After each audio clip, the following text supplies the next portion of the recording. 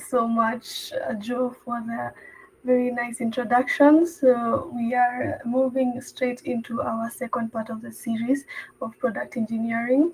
And this part two, will be under principles of product design.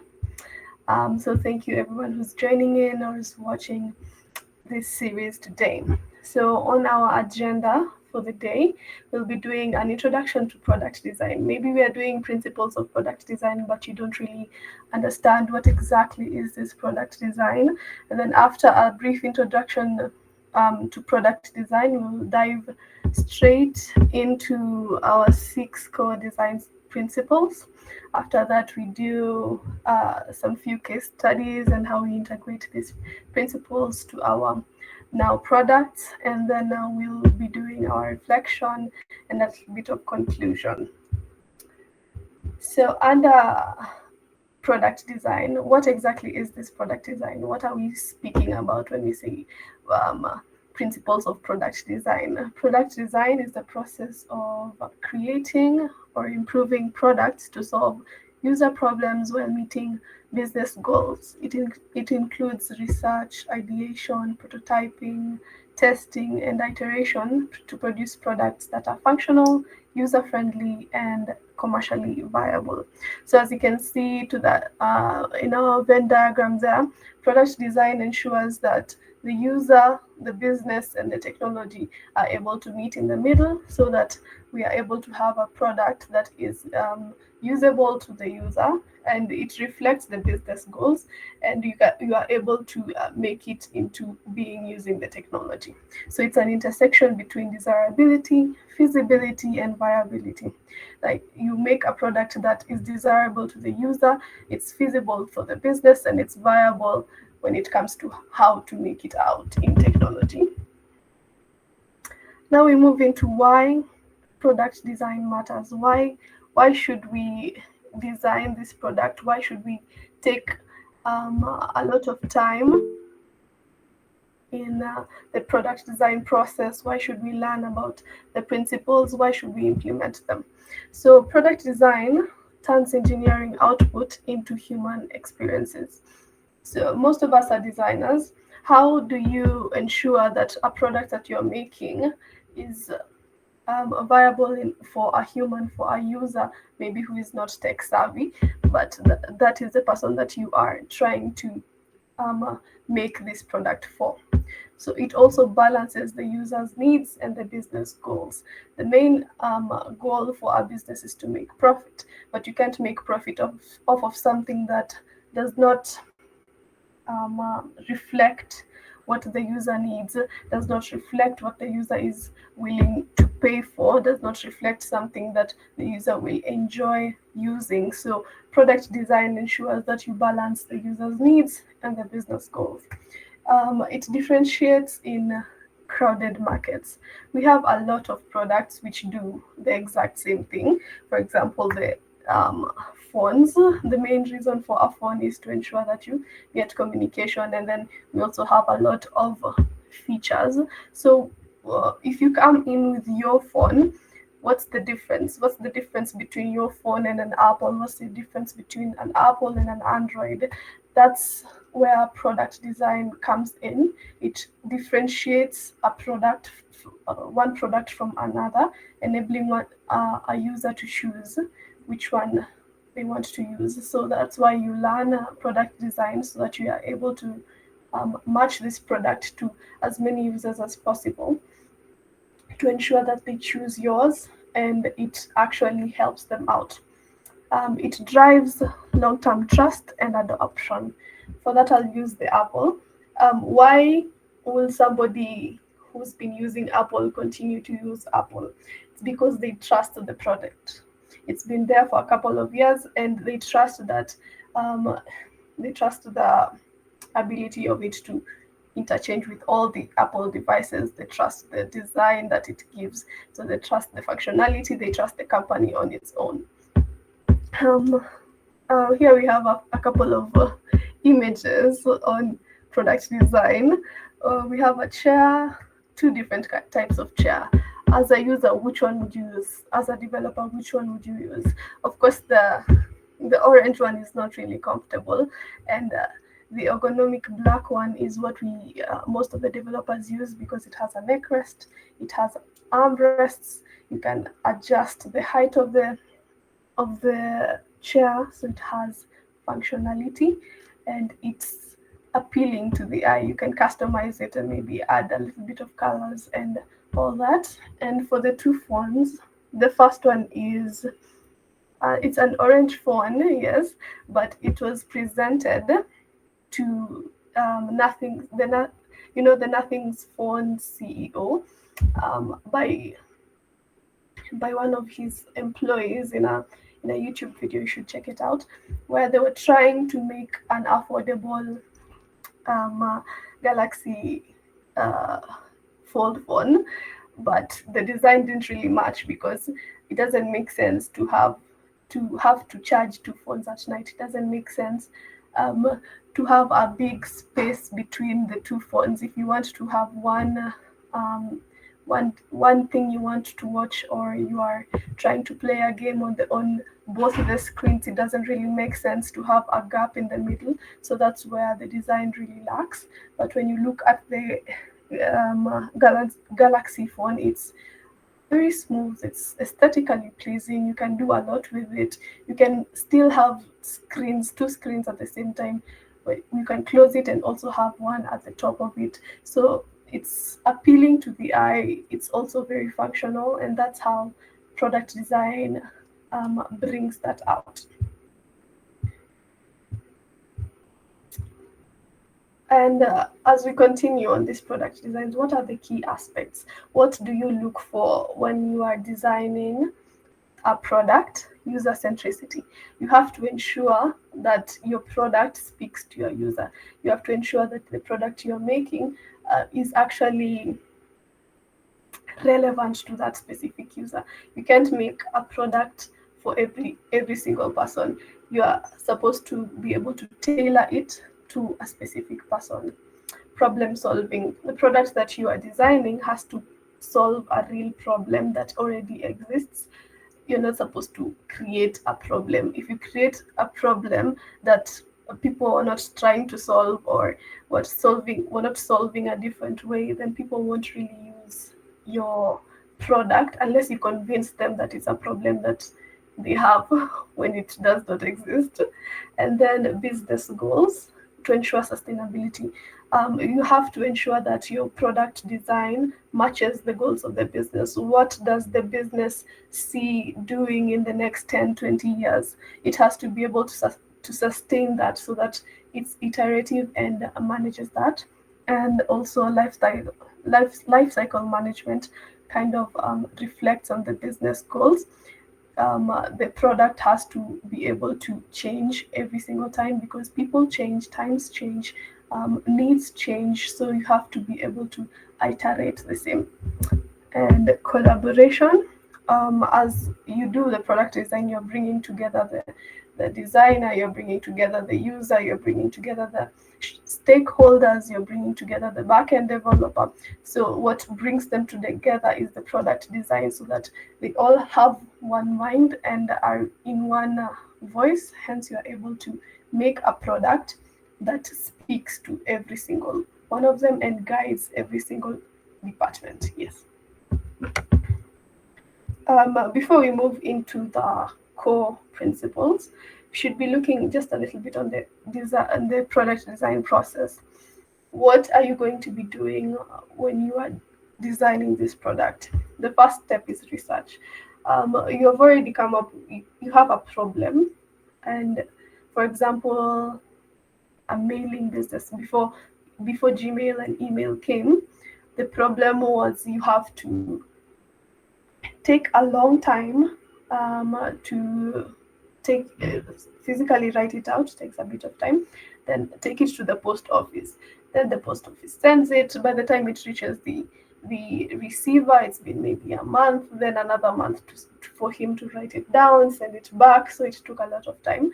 So if you're in that position a couple of years ago and you want to fix that problem, you research on how people actually already do the mailing process as is, and then you move into ideating on how now you can take the same process but do it in a technological way, where we now have Gmail, where you can be able to write an email, send it using your phone, and within seconds it's with the receiver, and it can also be sent back. You can be sent back a reply within minutes.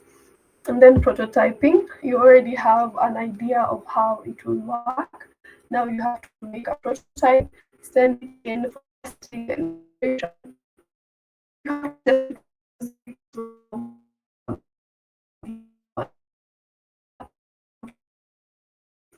no matter how much you think you understand the problem and the user, it's still an assumption. You have to be able to prove your assumption before you launch your product. So that's where testing and iteration comes in.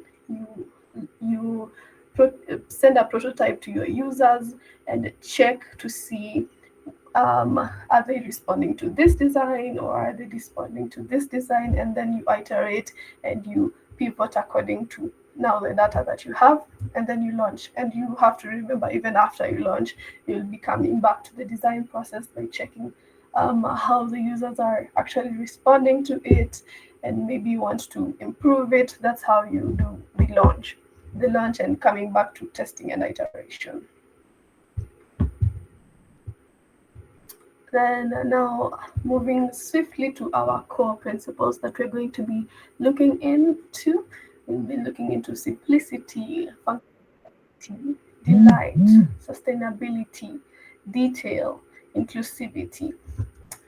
All of these are principles that you are to incorporate in your product design. So we move on swiftly to the first one, less but better. That speaks to simplicity. You have to ensure that your product, yes, it does have less, but it's better in a way that it clarifies the purpose of your product. If you have a lot of things going on in your product, a lot of features, that's why we reduce the features and focus on the core tasks. A user may come, maybe your product is a website, maybe it's an app. You maybe as a user, I have already gotten into the app, but because there's a lot of things, I don't really understand what's the main thing that I'm supposed to be doing on this app, and then maybe I leave. But if your product is very clean and very it looks well, we also know very clearly that the simpler it is, the harder it is for the developers to bring it to life. So we're not reducing that fact, but you have to ensure that it is clean, it is seamless, it is easier for somebody to come into your product and be able to go straight into the design. So I've put a little quote there by Diaterines. Good design is as little design as possible. Same Diaterines was actually working for Brown at some point in the 1960s, I believe. And this is a product of Brown. As you can see, it's very simple.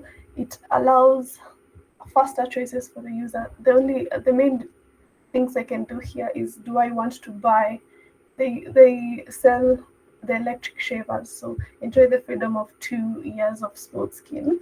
Do I want to buy it, or do I want to now get more information on the product and then maybe buy it, or maybe do a collaboration with them? So it's very easy for me as a user to choose, because I have simple decisions and very fast and right on the landing page. Very simple, still really stylish and very appealing to the eye. We move on swiftly to the next. Letting function inform your design. Understanding how people actually use your product, then the design should be able to grow from the functionality, not the aesthetics. You cannot start from the aesthetics of the product and then try to incorporate functionality. You start with the functionality, and then you ensure now the functionality of the product now is aesthetic. Because if it's aesthetic but you can't really use it, then what's the point?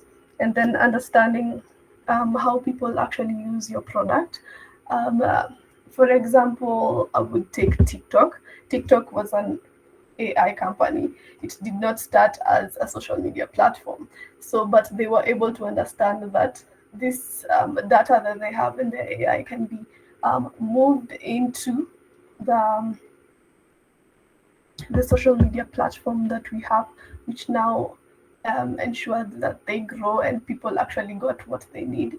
Now it's a bit more of a seamless process. We don't really have a lot of surveys in TikTok, but when you click a button, when you click a like, when you watch the video to the end, it gives data to the people behind the scenes that you actually like this, you don't like this, you would like to see more of this, and then they use that to bring you more videos that you can relate to. And then every element should serve a purpose. Push for clarity, not decoration. Ensure that all your functionalities in your design have actually a reason. You can't put something just for decoration and somebody tries to click it, or they don't really understand why it's there. I've just placed an example of email. That's an example of email. If it had too many buttons, you can't really find the send or reply. It's confusing and is a slow experience. But the email interface that we have right now has a really focused layout. You have key actions very visible. It's very easy to scan, to reply, and organize, and it's designed for efficiency and clarity. Then we move into speaking into delight, blowing people's minds. You have to incorporate a delightful and emotional design that will exceed expectations, add a little bit of human warmth and local flair, and build an emotional connection with your user. This speaks to ensure that I, as a user, can want to actually come back to your product, want to maybe buy it again, want to subscribe to your product. It's because I actually have a connection with it. There's a reason why I want to come back to your product. That's what we want. We want you to connect.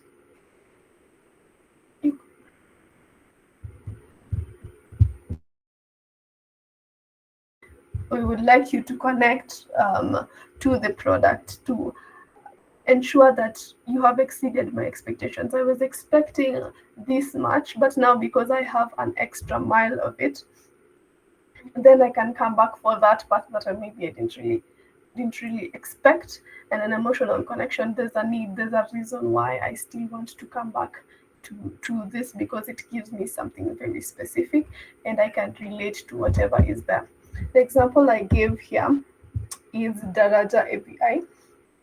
It's a merge for Safaricom and M-Pesa. We expect from M-Pesa what it has given us, which is allowing us to have seamless financial transactions.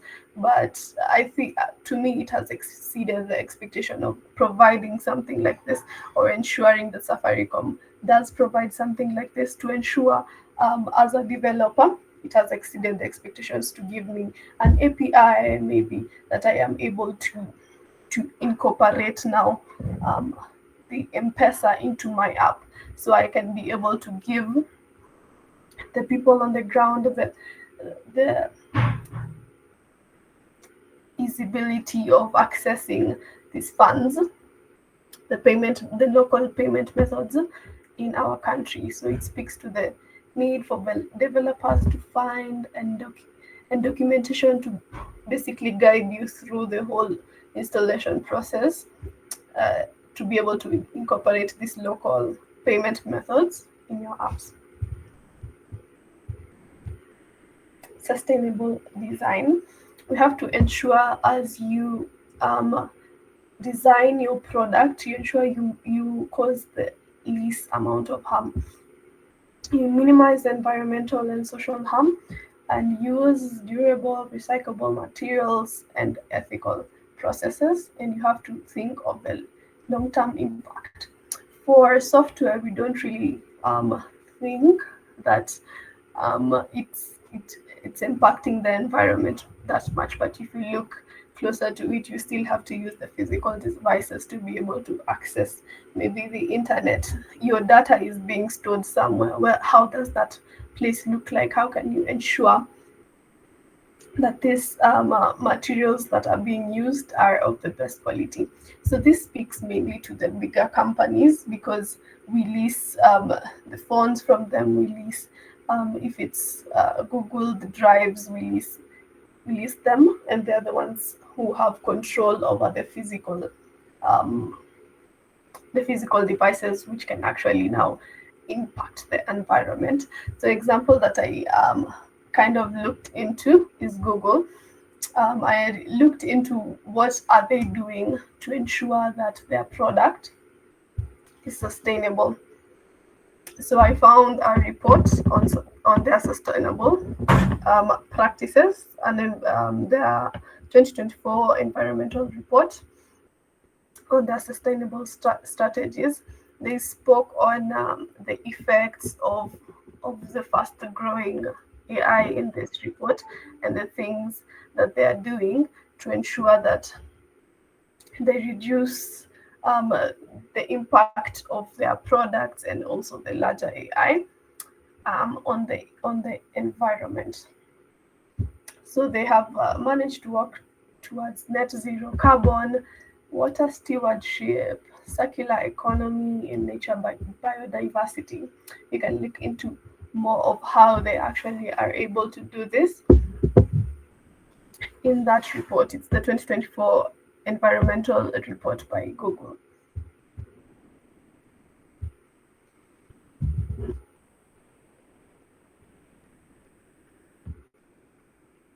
The next thing we are looking at, another core principle, is attention to detail and unity of form and function.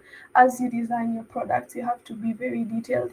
There are things that you may place that you think they are not really that important and nobody would really notice, but it ensures that the whole process is very seamless. It's easy for the user to use these things, and maybe you can add a detail that communicates quality. You can add the design that is consistent and purposeful, ensure there's seamless integration of visibility and aesthetics.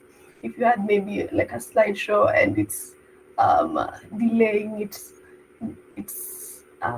not good for the user, and the user may not be able to come back because they were like, it loads for a very long time, so I'm not going to be coming back. But if you ensure that is seamless, then they won't notice that it's seamless, but they will remember that it's an easy to use app. They'll remember it's an easy to use product.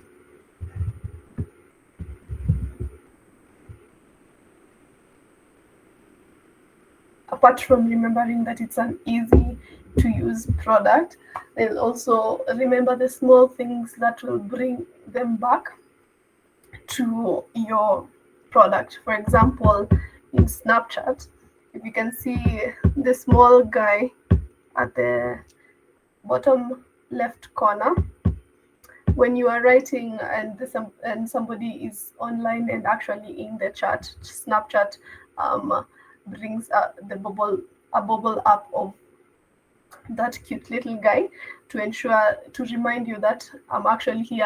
I'm looking and waiting for your message, so you know that it's actually live. So it's like an actual conversation because you can see that the person is inside the chat. And for this video that's on the left, it's a small mock-up. It's not the exact thing, but it's a small mock-up of the Gmail logo. Yeah, so if you go to your Gmail and reload it, you'll notice that the Gmail logo has a lot of elements that loads and now comes up to ensure that it's a very seamless. You don't really notice, it's less than a second, but it's a very nice detail that you notice, and you may come back and you see, it's very pretty, and you ensure you can also see that all of the Google's logos kind of match, so you know this is a Google product. For example, we are using Google Meet. The same colors are on Google Meet, and probably if you reload it, the Google Meet logo does the same kind of thing. Yeah.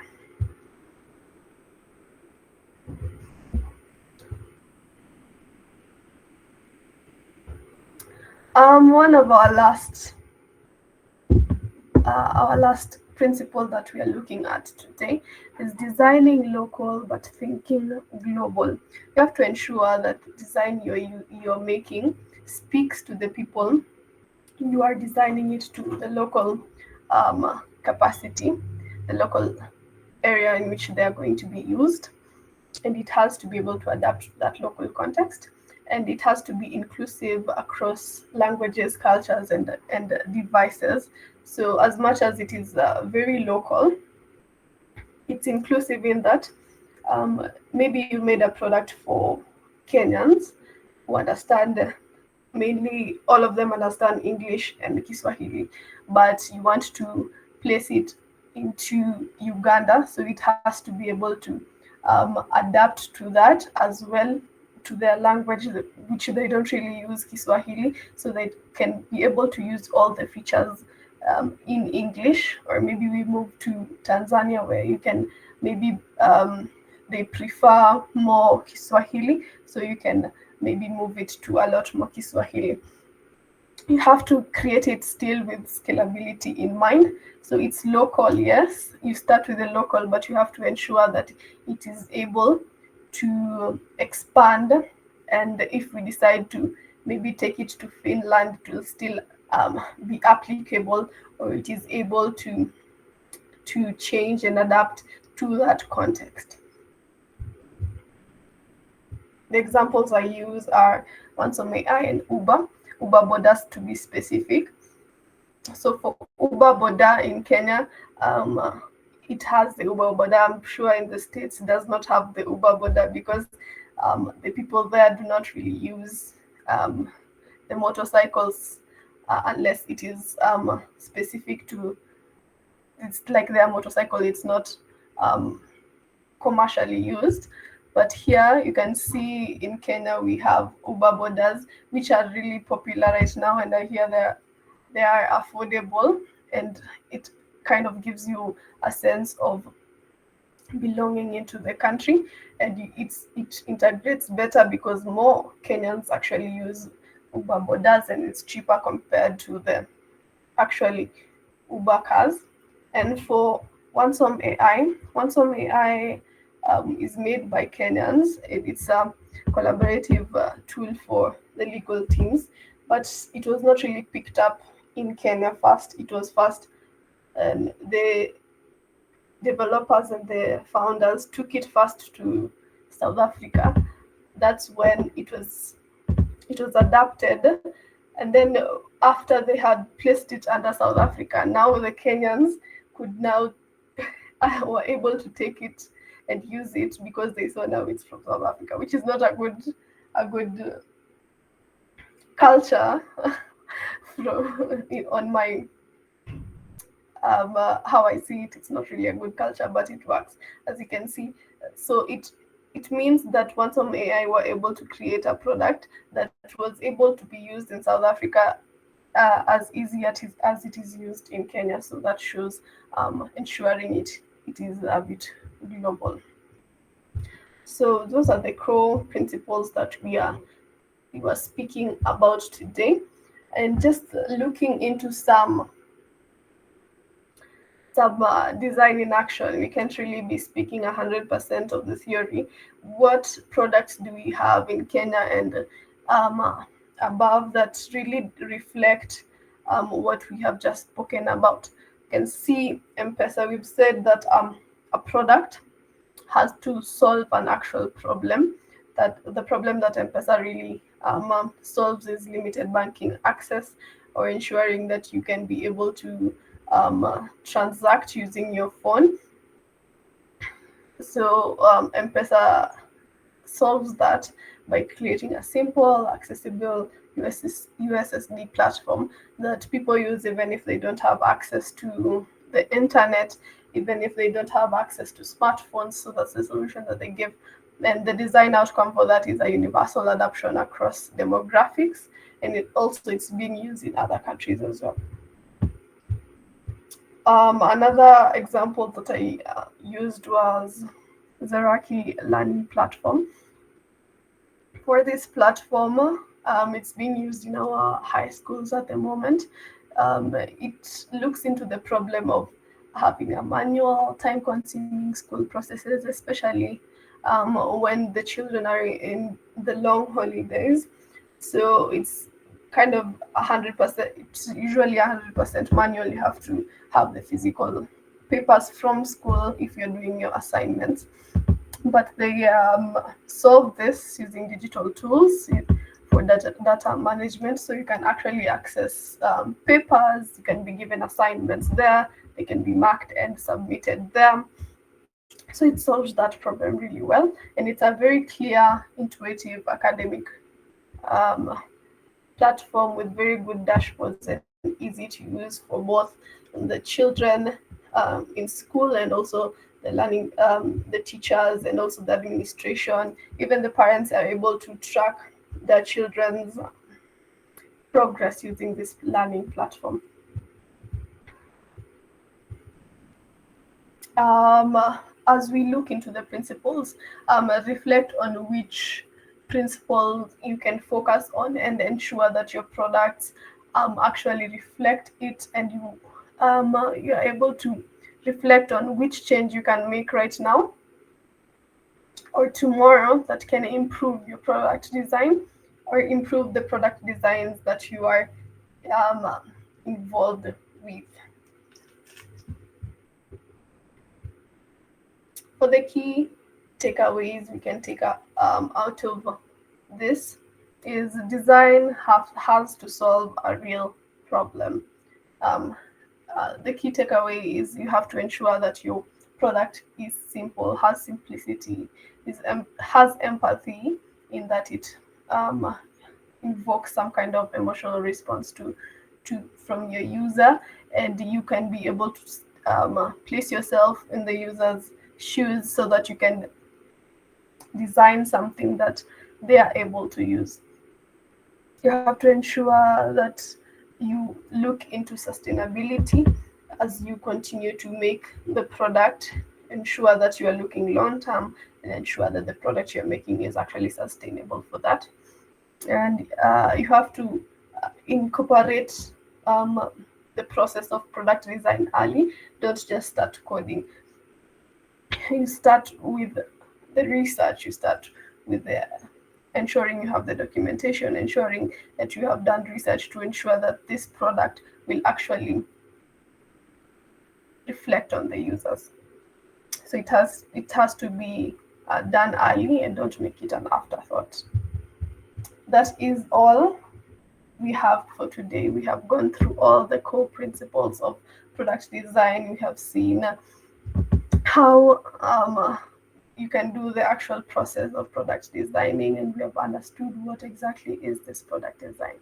This has been our second part of the series, and I am glad to have been able to speak to you in that.